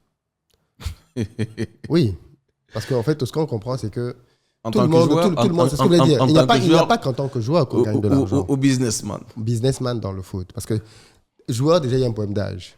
Okay? D'ailleurs, pourquoi est-ce que les footballeurs africains coupent autant leur âge? Tout le temps, ils sont en train de couper leur âge. 2 ans, 3 ans. Je ne sais pas, moi, c'est ce que j'entends, c'est ce qu'on dit. Mais bon, c'est une réalité. Personnellement, je n'ai jamais vu un cas d'un footballeur avec un âge saucissonné. J'entends très souvent, je le dis, mais est-ce que c'est vrai? Bon, là, tu n'es plus sérieux parce que si tu veux douter. Je ne doute pas, tu sais, je n'ai pas d'opinion forte sur des situations que je ne peux pas prouver. Oui. Voilà, donc Oui, mais bon, on est africain, il y a des gens qui, quand tu le vois, tu sens bien que lui, il n'a pas 20 ans. Mais c'est ce qu'on dit, mais j'ai vu des Européens aussi baraqués grands avec une grosse barbe. Non. C'est pas pareil. 20 ans, 22 ans. Faut pas ramener des comparaisons. Mais bon, Philippe, je vois que tu ne veux pas répondre à cette question. C'est pas grave. Non, pas que je ne veux pas répondre à cette question. J'ai très souvent entendu effectivement ce problème, mais véritablement, moi personnellement, j'ai jamais. Tu veux quoi? Qui vienne te dire que, écoute Yves, j'ai coupé mon âge? Mais j'aurais du mal à vérifier. Je sais même pas vérifier ça parce que pour moi, l'essentiel, c'est au niveau de la qualité du joueur. Bon, quoi qu'il en soit. Et je pense que s'ils donnaient leur vrai âge, on se rendrait compte que les Africains peuvent jouer longtemps à un certain âge. Mais bon. De toute façon, même si c'était le cas, je crois que quand tu regardes le retard de formation qu'on pourrait avoir ou des conditions justement de pratique de la discipline qui reste très très difficile, je pense que voilà, ça pourrait se comprendre aussi si jamais tu en as qui le faisaient. Ouais. Alors, comment on gagne de l'argent dans le foot aujourd'hui, en 2023? En 2023, quand on n'est pas footballeur, comment on peut faire pour gagner de l'argent? Toi, tu as fait à peu près tous les métiers dans le foot. Tu as fait. Il n'y a pas d'argent. Ah oui, d'accord. Tu as été agent de joueur. Oui. Il y a de l'argent pour être dans les agents de joueurs. Il y a beaucoup d'argent. Il y a beaucoup d'argent. Beaucoup d'argent. Quand vous trouvez la perle rare, quand vous trouvez le joueur qui est discipliné, qui vous fait confiance, oui, vous pouvez gagner très bien votre vie avec un seul footballeur durant toute sa carrière. Alors c'est pour ça que la plupart des footballeurs, ce sont leurs parents qui sont leurs agents. Je crois que c'est une connerie aussi parce que. Ah oui? Ouais, parce Neymar n'a pas raison d'avoir son père comme agent? Oui, les Neymar, les Choupo-Moting, ça reste des joueurs qui ont grandi en Europe, qui ont une autre mentalité. Voilà, c'est moins compliqué que chez nous ici en Afrique.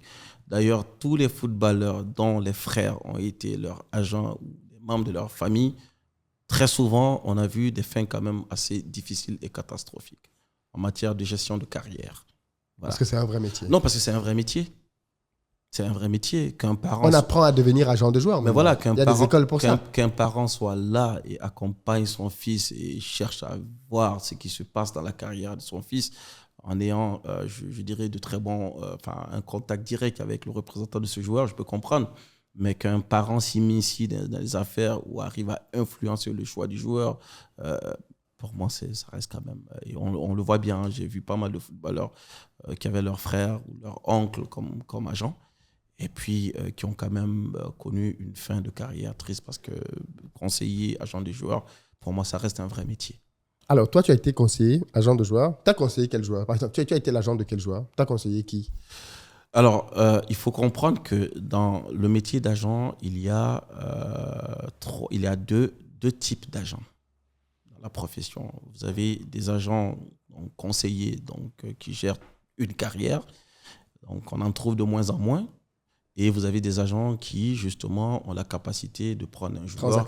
Voilà, de faire une transaction ponctuelle. Et puis, si le joueur veut, on continue. Ou sinon, on se serre la main, merci. Et puis, on prend. Mais c'est vrai que quand moi, je débute, j'ai tout de suite la chance de ramener Aubameyang, à l'époque, à 16 ans, à Bastia. Ah oui? Ouais.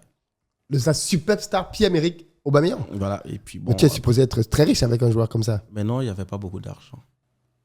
Il a 16 ans, il signe un contrat stagiaire à Bastia, il n'y a pas d'argent.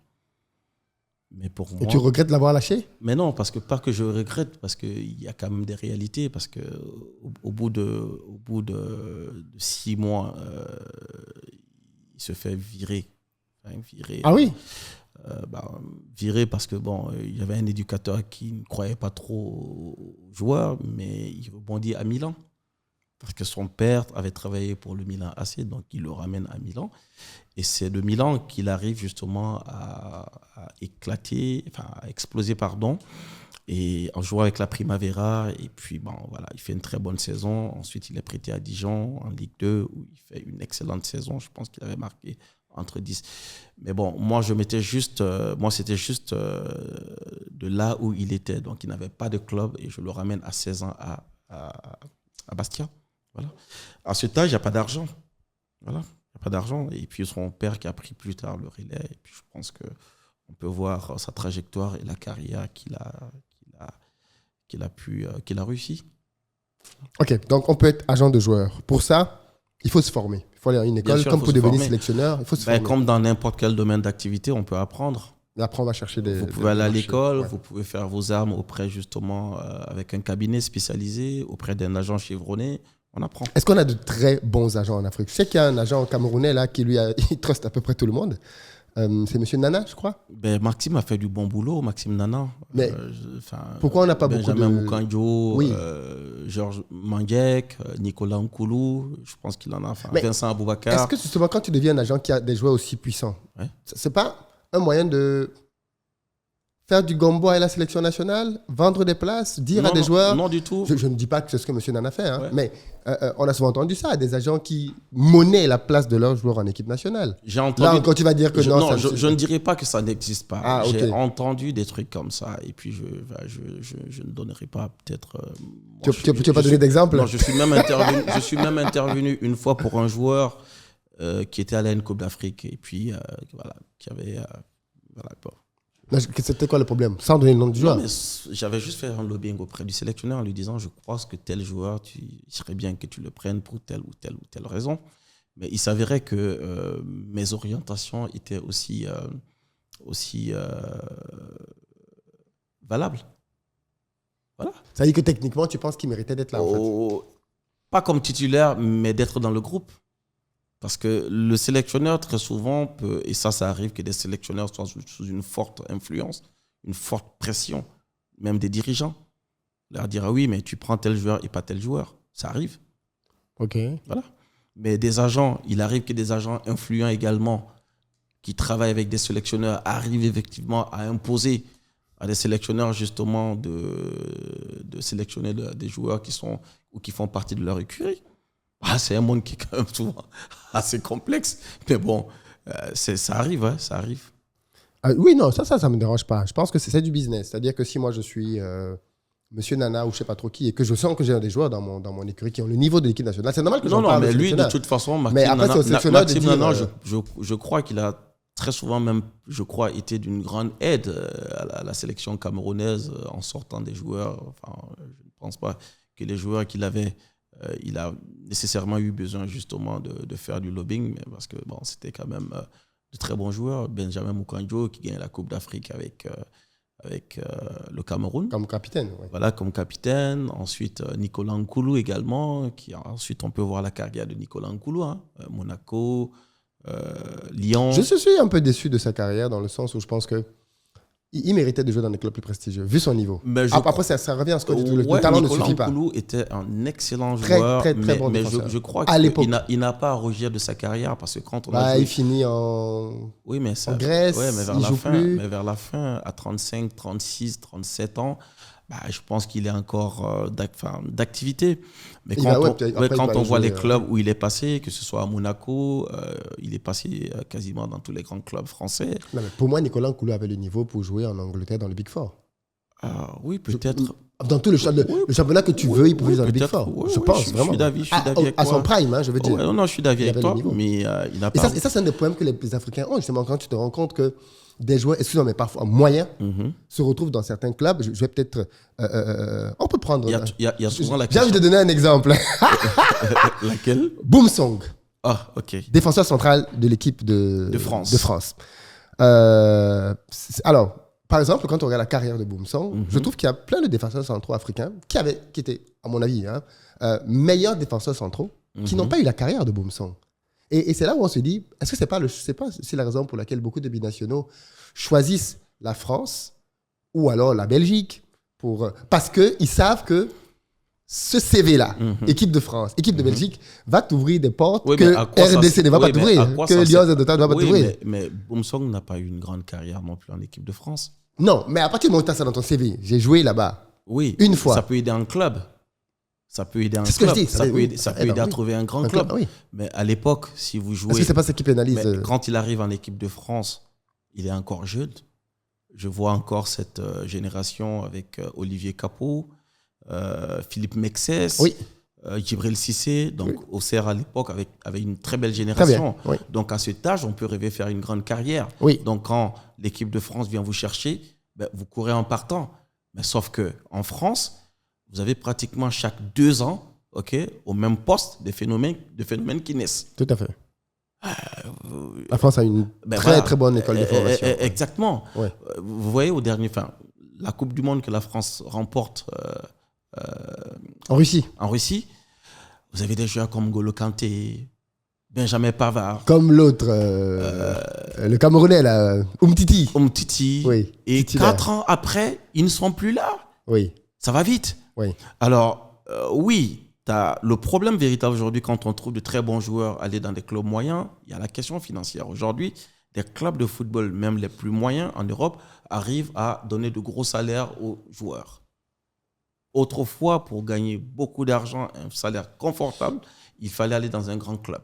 Oui, mais moi, je te donnais, bravo pour Boumsong si il a profité des opportunités. La vie est une question d'opportunité, il faut savoir les saisir. Donc, à ce niveau, bravo. Je prends juste l'exemple de Boumsong pour dire, on a des défenseurs africains qui, pour moi, en tout cas en termes de talent pur, pour moi, étaient plus talentueux que Boumsong, mais n'ont pas eu la carrière qu'il a eue. N'ont pas eu. Et ça c'est peut-être le problème qu'on a avec nos équipes nationales. C'est-à-dire que un Samuel Eto'o. Tu fais allusion peut-être à qui comme ça, comme défenseur central? Nicolas Nkoulou. Oui, mais après... Par exemple, on était sur Nkoulou. Je trouve que Nkoulou, par exemple, en termes de défenseur central, c'était un excellent défenseur central. Après, Stéphane Biya. Oui, même après, est-ce qu'il fait aussi les choix qu'il faut? Ah, ça... Comme je t'ai dit au début, il y a également les orientations, la gestion de carrière, le choix des clubs. Est-ce que même Rigobert Song à son époque, c'était un excellent défenseur central. Mais Rigo fait une très... Il n'a pas joué à Liverpool, il y est allé, mais il n'a pas joué. Oui, mais Rigo, aujourd'hui... Le summum de Ligo, c'était Lens-Metz. Oui, mais non, Galatasaray est encore beaucoup plus costaud. Oui, mais Galatasaray, c'est beaucoup plus costaud quand même que Lens. Ouais, mais dans un championnat que personne ne suit. Mais non, aujourd'hui, le championnat turc. Aujourd'hui, mais je parle de oui, l'époque. même au temps de Rigobert Song, tu avais Shabani Nonda, tu avais Diego Okocha qui était passé par Fenerbahçe. Didier Okocha, un autre qui n'a pas eu la carrière qu'il méritait. Peut-être, ouais, Bolton. quand on sait tout le talent qu'il avait, Bah oui. mais peut-être aussi c'était un choix de club, parce qu'à l'époque, quand il va à Bolton, Il a joué avec Ronaldinho au Paris. Quand il va à Bolton, je suis sûr que, même condition salariale, il peut peut-être jouer dans un club beaucoup plus huppé. Après, c'est une question de choix, hein, comme je l'ai toujours dit. Ouais. Voilà, on trouve des joueurs qui vont dans des clubs, on ne comprend pas trop bien les choix de carrière, mais des joueurs ont leur raison. Souvent, le choix, il est purement financier. Et ça, c'est ouais.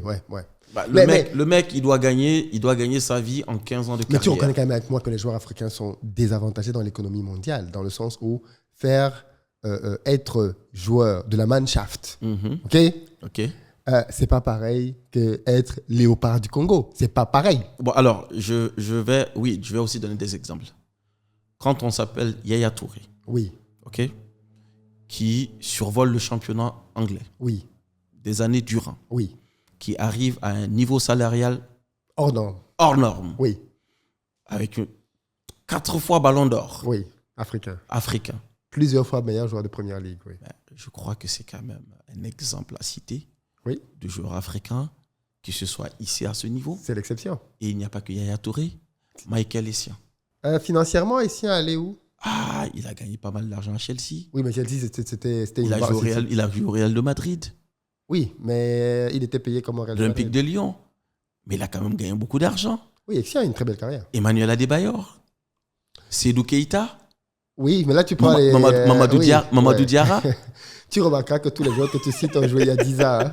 Non, mais ça Parle-moi des joueurs aujourd'hui. Mais ça reste quand même des exemples de footballeurs africains qui ont seulement gagné pas mal d'argent, mais qui ont aussi joué dans... Mais ce que tu dis là me conforte ce que je dis, c'est-à-dire que je suis d'accord avec toi. Je suis d'accord avec toi. Mais justement, cette génération-là, pour moi, devait, en tout cas, c'est pas sa faute à elle, mais devait ouvrir les portes pour qu'une génération encore plus grande à celle qui viendra après, pour être beaucoup plus nombreux. Mais où sont les joueurs africains qui jouent au milieu du terrain du Barça? Où sont les joueurs africains qui jouent où sont les Diarra qui jouent à Madrid? Je comprends parfaitement, parce qu'il faut que tu saches que le foot...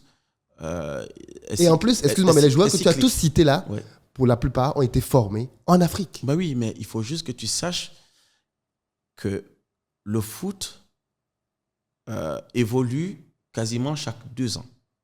OK? Nous avons, aujourd'hui, tu prends des joueurs comme les meilleurs sont Salah. Mohamed Salah. Oui. Mané qui est parti. Mané. Oui. On peut citer Franck Kessié. Si on se réfère. Non, mais si on se réfère à ces 3 années ou 4 années au Milan AC, il a été quand même énorme. Il n'est pas dans le top, mais... Oui, mais peut-être qu'il fait un mauvais choix en allant à Barcelone. Oui. Mais sinon, à Milan, je crois que c'était... Oui, il était bon à Milan. Il était bon, oui. Je pense que ça reste toujours un très bon joueur. Bien sûr, oui. Voilà. On n'a plus trop de choix comme il y a 10 ans. Pourquoi? Parce que c'est pas la preuve qu'on a chuté. Non, parce que vous avez entre les binationaux également qui jouent dans de très bons clubs aussi. Ça, il faut compter aussi avec eux. Oui. Voilà. Tu as Choupo-Moting au Bayern de Munich. Oui. Tu as Matip à Liverpool, oui. À Liverpool. On a qui encore? Au Cameroun? Non, je veux parler des joueurs africains. Qui sont dans de grands clubs? Oui, ils sont tous partis chercher l'argent maintenant aux Émiratis. Oui, mais bon, c'est la tendance pour te dire que le foot va vite et le foot évolue. Comment tu l'appelles? Ouais, André Onana. Le foot va vite, le foot évolue chaque 2 ans. Et les joueurs suivent la cadence aussi. Oui. Voilà, c'est qui les grands... À une époque, on avait Samuel Eto'o, Didier Drogba. Et en plus, tu le dis, on avait Michael Essien. Tous ces grands joueurs dans la même génération. On avait une équipe africaine incroyable. Ah oui, de nos jours. Ouais. T'as qui? Il n'y en a pas beaucoup, j'avoue. Et pourquoi tu ne veux pas donc avouer que c'est la preuve que le foot africain est en train de reculer? Non, c'est pas pour autant... Même les États-Unis sont mieux classés que tous les pays africains. C'est pas pour autant que le football africain régresse. Le football africain, certes, on a encore beaucoup de défis, mais je ne pense pas qu'il est en train de régresser. Parce qu'on arrive aussi aujourd'hui à trouver des joueurs comme Franck Kessié qui touchent autant d'argent. Aujourd'hui, avec le nouveau contrat qu'il signe en Arabie Saoudite, il va gagner autant d'argent. Koulibaly, le défenseur de Chelsea, qui quitte Chelsea pour 30 millions d'euros en Arabie Saoudite. Oui, Naples, l'ancienne. Exactement. Donc, on a quand même pas mal de joueurs aujourd'hui qui arrivent justement à atteindre justement... Soyons honnêtes. Est-ce que le fait que l'Afrique se retrouve à perdre ses talents pour aller en Arabie Saoudite, disons encore la vérité. Et non, mais il n'y a pas que les Africains qui sont allés en Arabie Saoudite. Oui, mais c'est généralement des fins de carrière ailleurs qui sont allés là-bas. Mais non, j'en ai vu pas mal d'Européens y aller oui, aussi. Oui, mais qui? Donne-moi les top players européens qui sont allés en Arabie Saoudite. Il y en a certainement, mais pas beaucoup. Non, il n'y en a pas. Nous, on a perdu nos meilleurs joueurs. Sadio Mané est parti là-bas. Oui. Koulibaly est parti là-bas. C'était l'un des meilleurs avant. Mais Sadio Mané, à quel âge? Il a 31 ans. Oui, mais il a encore 2-3 ans. Ah oui, mais à cet âge, je pense qu'il est à l'âge où il doit gagner beaucoup d'argent. Mais il aurait pu se battre pour que ça passe au Bayern. Bah écoute, il a été à Liverpool, il a été excellent. Au Bayern. Au Bayern, ça n'a peut-être pas beaucoup marché, mais il part du Bayern pour l'Arabie Saoudite avec un gros contrat pour assurer ses vieux jours. Je crois que ce choix... Ça aussi, cette histoire-là, faut... Mais oui, mais il y a des choix à faire à un moment donné. Ils étaient déjà super riches, ces gars. Ouais, quand je les entends dire c'est pour ma famille, mais tu étais déjà multimilliardaire. Non, mais c'est vrai que quand on joue au foot, on gagne beaucoup d'argent, tout ça, mais bon, après, derrière... Après, il y a des offres qu'on on a aussi des exemples de footballeurs qui en ont gagné beaucoup et puis qui, aujourd'hui se retrouvent un peu sur le carreau. Donc aujourd'hui, tant que vous avez la possibilité de prendre beaucoup d'argent, je pense qu'il faut le prendre. C'est bien, je vois que tu as une position où tu défends beaucoup les joueurs, ce sont tes amis, tu défends tes potes. Pas forcément, parce que je suis réaliste. Le milieu, je le connais. Vous jouez au foot et puis on ne le dit pas assez, tu as aussi toutes ces personnes qui gagnent beaucoup d'argent et qui se font arnaquer, qui se font escroquer par des gestionnaires de patrimoine. Ils ne le disent pas assez, mais c'est une réalité qui est bien là. Donc, quand un joueur africain a la possibilité d'aller prendre beaucoup d'argent ailleurs, enfin, je ne sais pas moi, que ce soit Azerbaïdjan, enfin, voilà, il faut qu'il en profite. Parce qu'à la fin de carrière ici... non, c'est tout pour l'argent. Ah mais oui, mais on joue pour de l'argent, ils sont professionnels. On peut peut-être regretter qu'un joueur de 21, 22 ans, 23 ans fasse le choix de l'argent à cet âge. Ok. Mais à 30, 28, 29, 30 ans, ça va vite. Hein. La fin de carrière arrive très vite. Je crois que la question financière... Et d'ailleurs, il est rare de trouver ces footballeurs africains qui arrivent... Mais tu dis à 22, 23 ans, ils ne font pas ce choix. Parce qu'à 22, 23 ans, on n'a pas des pépites africaines qui brillent dans le monde. Dis-moi quel footballeur africain de 22, 23 ans est parmi les top joueurs mondiaux aujourd'hui. Mais pas peut-être les top joueurs mondiaux, mais on a pas mal de joueurs avec pas mal de qualité, en dessous de 25 ans, qui pointent. Qui à moins de 25 ans dans le monde, niveau mondial. Mais non, parlons africain. Non, parce que ce que je te dis, à l'époque de Samuel Eto'o et Drogba, à moins de 25 ans, ils étaient dans les top radars. Oui, mais ça, c'était tout... Mais Didier, déjà, je pense que Didier prend son envol peut-être pas 25 un peu plus tard. Peut-être pas Drogba, parce que Didier, je pense, à 27 ans, il est à Marseille encore. Voilà, entre Le Mans et puis... Mais Marseille, il fait une bonne carrière, une bonne saison. Oui, mais une saison exceptionnelle. Et ensuite, la suite de sa carrière, on la connaît. Chelsea et partout où il est passé. Non, je crois qu'aujourd'hui... si on doit tenir compte, si les questions on n'a plus de talent. Oui, mais on en a pas mal aussi. Ils sont où? Qui sont là dans des clubs qui poussent. Où? À 22, 23 ans, tu dois être connu. Mais pas toujours. Vous avez des joueurs qui connaissent... Qui? Non, tu as des joueurs qui prennent leur envol à partir de 24 ans. 25 ans, 26 ans. C'est rare. Mais Christopher, on a parlé de Christopher Wu, il a quel âge? Il avait super jeune. Mais il a quel âge? Mais Christopher Wu, il a 22 on ans. Mais Christopher Wu, il n'est pas défenseur central à Liverpool. Excuse-moi. Mais... Le joueur camerounais dont tu as parlé, qui part de Lille. Carlos Balé, oui.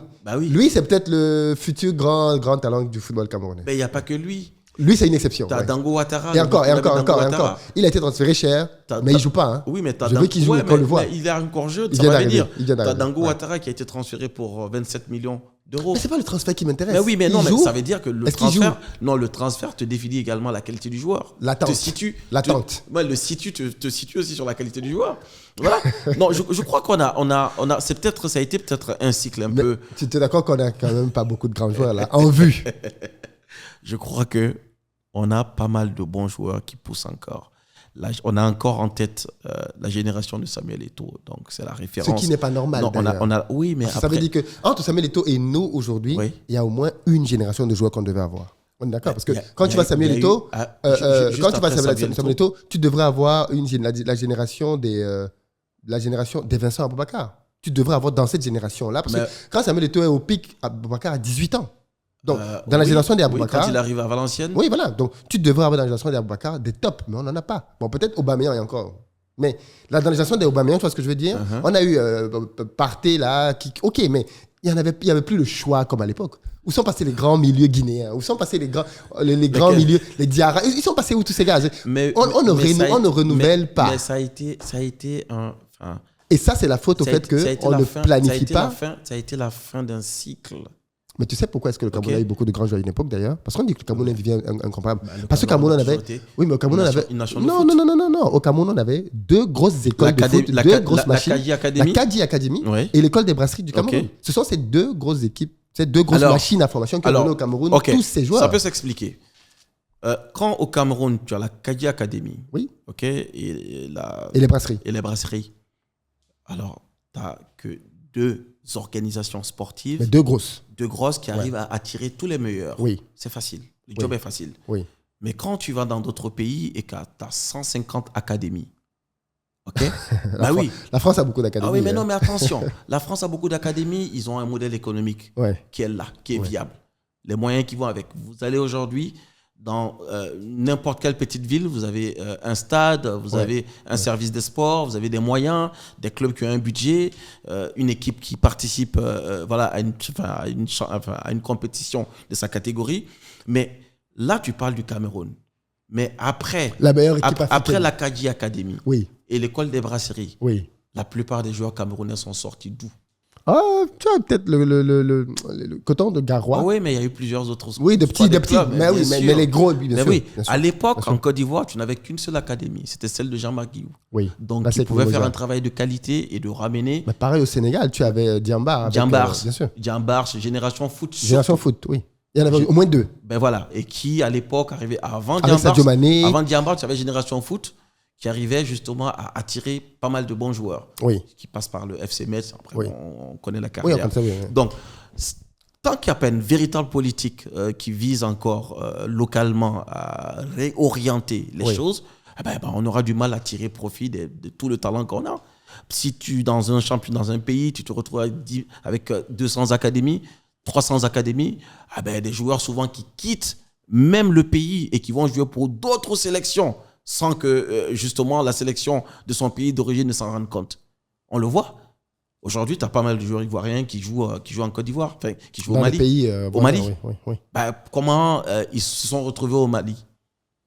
Donc, parce que simplement, de nos jours, vous avez pas mal d'académies. Et puis, c'est un boulot colossal que d'arriver justement à les suivre. Donc, tu comprends que on n'a pas tous ces bons joueurs parce qu'encore une fois de plus, il y a un travail qui est en cours. Mais là-dessus, on est donc d'accord. C'est ce que moi je suis en train de dire, c'est qu'aujourd'hui, le foot africain est en perte de vitesse. Ça ne veut pas dire qu'il n'y a plus de talent. Les talents sont toujours là. Non, parce qu'on n'a pas de joueurs dans les grands clubs européens ou parce qu'on n'a pas de talent. C'est l'indicateur. Non, je ne dis pas ça. Le talent, c'est quelque chose que tu as en toi. On a toujours des talents. On en a beaucoup. Mais pour ma part, en tout cas, je pense qu'au stade où on en est aujourd'hui, en 2023, dans un monde aussi compétitif que le monde dans lequel on vit, les pays africains, ce qui m'embête en fait, au fond, c'est qu'au final, le foot est géré comme bien souvent nos pays. C'est-à-dire avec beaucoup d'improvisation. C'est vrai. Non, mais sans une grande vision, parce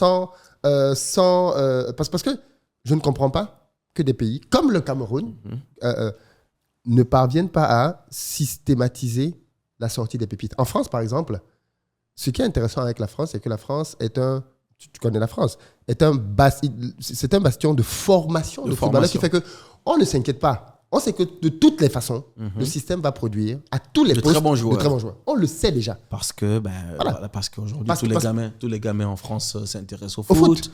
Mais en Afrique aussi, avec les Eto'o et Drogba, maintenant, tout le monde voulait jouer au foot à une époque. Donc les gens veulent jouer. Encore Philippe, je ne cesse de te le dire depuis tout à l'heure, qu'il y a également la question du financement du foot.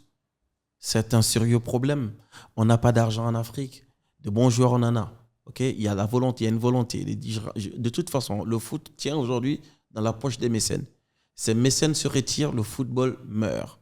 Tu prends des clubs, ils n'ont pas de sponsors. C'est là qu'il y a un problème. Oui, mais bien sûr, c'est pour ça que je t'ai dit, le foot, il faut une véritable volonté politique pour développer le football en Afrique. Sinon, on n'arrivera pas. Aujourd'hui, les présidents de fédération doivent se battre, trouver des sponsors. Très souvent, des sponsors qui viennent parce que ils ont quelques copains, quelques amis qui arrivent à les soutenir. Mais tu prends, n'allons pas loin. Est-ce que c'est une bonne... On va sortir là-dessus. Est-ce que c'est une bonne chose, d'après toi, donc, que les fédérations soient dirigées par des anciens footballeurs comme Eto'o, comme Drogba ambitionnant en Côte d'Ivoire? Est-ce qu'avec leur aura internationale... Ils peuvent apporter. De l'argent?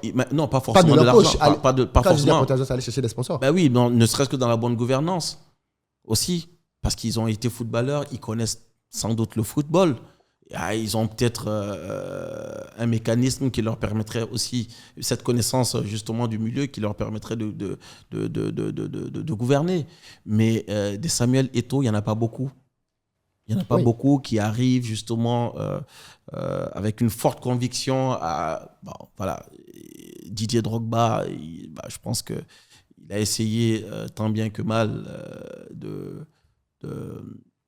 candidater ici en Côte d'Ivoire. Bon, on sait tous un peu comment ça s'est passé. Est-ce qu'il était prêt? Est-ce que le moment était opportun pour lui? Question. Ça, c'est autre chose. Je vais sortir avec plus là-dessus. Dernière question. Ouais. Pourquoi davantage de footballeurs ne font pas ce que Seydou Keita fait au Mali? C'est-à-dire investir de l'argent dans des usines. Ouais. Moi, j'étais en Inde récemment. Et à ma plus grande surprise, le fournisseur chez qui je suis allé en Inde, tout à fait. Pendant que je suis avec lui, il a un appel. Et c'est Seydou Keita qui appelle. Ouais. Il me dit, mais toi, t'es africain, toi. Nous avons fait les usines, parce que tout le monde connaît le projet des usines qu'il a faites, qui vont employer. Est-ce que c'est même Seydou Keita? C'est Seydou Keita, oui. Qui a fait beaucoup d'usines au Mali. Je pense qu'il vit à Dubaï maintenant. C'est ça, il est à Dubaï. Ouais. Et donc, il lui dit, voilà, je suis avec des gens dans mon bureau, il lui montre. Et quand la caméra arrive sur moi, Seydou me dit, attends, il y a un gars là, je crois que je le reconnais. Et donc, apparemment, il suit la chaîne. Et donc, on discute. Et donc, je me rends compte que, effectivement, le fournisseur m'a déjà expliqué un peu son projet. Il a investi dans une usine? Non, dans beaucoup d'usines. Je crois qu'il a fait 7 chaînes de montage pour un investissement, je crois, total de, c'est 10 millions de dollars, quelque chose comme ça, qui va générer plusieurs milliers d'emplois. Et clairement, s'il gère ça bien, il va gagner beaucoup d'argent avec ça. Je me suis demandé à un moment donné, mais pourquoi les autres ne font pas ça? Mais les autres ont sans doute leur investissement aussi. J'en connais pas mal qui ont décidé d'investir dans l'immobilier, qui ont un patrimoine immobilier non négligeable. Mais pourquoi pas les usines? Les usines, parce que... Est-ce que c'est le conseil aussi, là? Pas spécialement. C'est-à-dire, d'un joueur à un autre, on ne peut pas les conseiller de la même façon. Tu en as qui décident justement d'investir dans les transports. Au Burkina Faso, tu as un joueur qui n'a pas peut-être réussi une très grande carrière, mais finalement qui réussit une belle reconversion, qui est... Dans le transport. Dans les transports, Raimo. Ensuite, au Ghana, tu as Osekoufo, qui a pas mal d'entreprises également, qui gère bien ces entreprises. Tu as pas mal. Tu as Yaya Touré, qui a beaucoup investi dans l'immobilier ici, Kolo Touré également. Et ces joueurs, je ne pense pas qu'à la fin, qu'ils puissent connaître des lendemains difficiles. OK. Seydou Keita a peut-être décidé de s'investir dans tout ce qui est industrie. Mais bon, peut-être c'était un choix. Ouais. Voilà. Pour sortir d'ici, tu as un magazine? Oui, Afrique Match. Où est-ce qu'on le trouve? Afrique Match est un gratuit, donc distribué dans le réseau de la compagnie Askai, avec 15 pays francophones, ainsi que les réseaux du groupe Accor. C'est un magazine de foot? C'est un magazine bimestriel panafricain dédié au foot, voilà, et qui est distribué ainsi dans le réseau du groupe Accor à Abidjan. Accor à Abidjan et Askai au niveau et les aéroports de Lomé et d'Abidjan, qui sont 2 hubs stratégiques. Très bien. Tu as aussi un événement? La Nuit du Foot. La Nuit du Foot, on en est où là? Tu as fait cette édition déjà? 10 ans cette édition. Donc une pause cette année, le temps de travailler. Tu te requinques l'année prochaine? Le temps de travailler sur d'autres projets et de repartir. Tu sais déjà où tu vas aller pour la prochaine? Non, c'est encore dans le pipe. Mais bon, je pense qu'on aura l'occasion progressivement. Ouais. Très bien. Voilà. On arrive au terme de notre podcast, Yves, un peu animé, parce que le foot, faut ne pas parler de foot sans mettre de la passion, même si je trouve que tu es resté très politiquement correct. Oui, j'ai aujourd'hui une activité, un truc qui m'amène à... Mais plus sérieusement, je pense qu'il y a du travail à faire en Afrique autour. Il faut arriver à créer une économie. Une économie made in Africa. Voilà. Donc ça passe par... la création d'un événement comme la Nuit du football africain, un magazine, et puis bien d'autres. Une économie, en fait. Donc, une économie. Il faut arriver justement à valoriser, je pense, ce qu'on fait chez nous ici. OK. Voilà. Merci beaucoup, Yves. Merci, on te souhaite beaucoup de réussite pour la suite de ta carrière dans le domaine sportif. Merci. Et j'espère que cette émission vous aura intéressé et que comme moi, vous aurez pris un malin plaisir à la suivre. En tout cas, moi, j'ai été très content de discuter avec Yves de football. Vous l'avez compris, le foot, ce n'est pas que les gens qui jouent sur un terrain. C'est toute une économie, une industrie derrière dans laquelle, malheureusement, sur le continent, nous sommes encore en retard. Mais heureusement, Des gens comme Yves nous démontrent bien qu'il est possible de développer des choses, de penser à des concepts et d'aller chercher, bien évidemment, à créer chacun à son niveau une réelle économie derrière, que les Africains ne soient pas juste ceux qui jouent et que d'autres s'enrichissent, mais qu'eux-mêmes participent à créer une économie chez eux pour pouvoir faire du business avec le foot chez eux et que, bien évidemment, ceci profite à un plus grand nombre. Vous attendez les commentaires. Dites-nous ce que vous avez pensé de ce podcast et je vous donne rendez-vous dimanche prochain, 14h, pour un nouvel épisode de C'est juste une question de temps. Parce qu'ici, on parle d'argent et on en parle avec les gens qui le font. Très bientôt.